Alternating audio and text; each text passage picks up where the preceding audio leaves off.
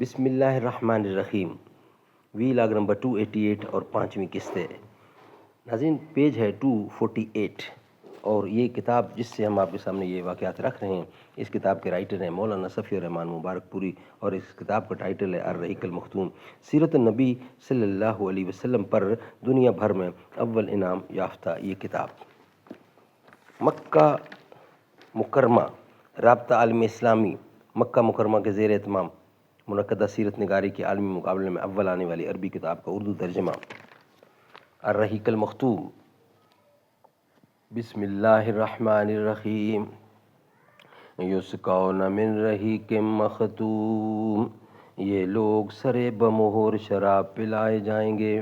بسم اللہ الرحمن الرحیم، وَإِن تُطِیعُوهُ تَہْتَدُوا، اور اگر اس کی فرما برداری کرو گے تو راہ پاؤ گے۔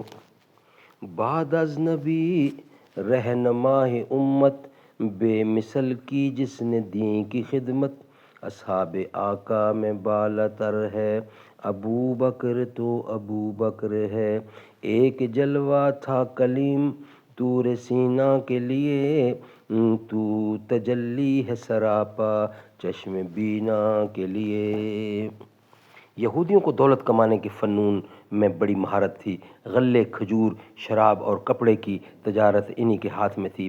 یہ لوگ غلے، کپڑے اور شراب درآمد کرتے تھے اور کھجور برآمد کرتے تھے۔ اس کے علاوہ بھی ان کے مختلف کام تھے جن میں وہ سرگرم رہتے تھے۔ وہ اپنے اموال تجارت میں عربوں سے 3 گنا منافع لیتے تھے اور اسی پر بس نہ کرتے تھے بلکہ وہ سود خور بھی تھے۔ اسی لیے وہ عربی شیوخ اور سرداروں کو سودی قرضے کے طور پر بڑی بڑی رقمیں دیتے تھے، جنہیں یہ سردار حصول شہرت کے لیے اپنی مداح سرائی کرنے والے شعراء وغیرہ پر بھی بالکل فضول اور بے درنگ خرچ کر دیتے تھے۔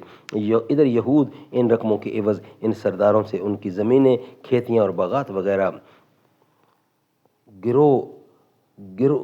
گروی رکھوا لیتے تھے، اور چند سال گزرتے ان کے مالک بھی بن بیٹھتے تھے۔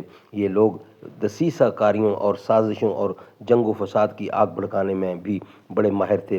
ایسی باریکی سے ہمسایہ قبائل میں دشمنی کے بیج بوتے اور ایک کو دوسروں کے خلاف بھڑکاتے کہ ان قبائل کو احساس تک نہ ہوتا۔ اس کے بعد ان قبائل میں پہم جنگ برپا رہتی، اور اگر خدا نہ خواستہ جنگ کی یہ آگ سرد پڑتی دکھائی دیتی تو یہود کی خفیہ انگلیاں پھر حرکت میں آ جاتی اور جنگ پھر بھڑک اٹھتی۔ کمال یہ تھا کہ یہ لوگ قبائل کو لڑا بھڑا کر چپ چاپ کنارے بیٹھ رہتے اور عربوں کی تباہی کا تماشا دیکھتے، البتہ بھاری بھرکم سودی قرضے دیتے رہتے تاکہ سرمایہ کی کمی کے سبب لڑائی بند نہ ہونے پائے، اور اس طرح وہ دوہرا نفع کماتے رہتے۔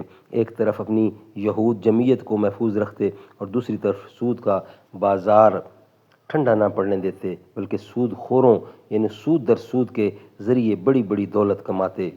یثرب میں ان یہود کے 3 مشہور